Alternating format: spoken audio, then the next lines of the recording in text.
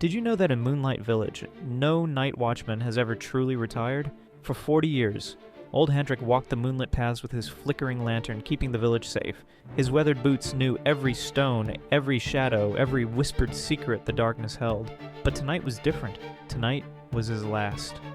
As the moon climbed above the ancient forest, Henrik discovered footprints in the dust. Small ones, fresh ones, leading to the schoolhouse that had been empty for decades. Then came the laughter. Children's voices echoing from broken windows, singing songs no living child remembered. Henrik's lantern trembled in his grip.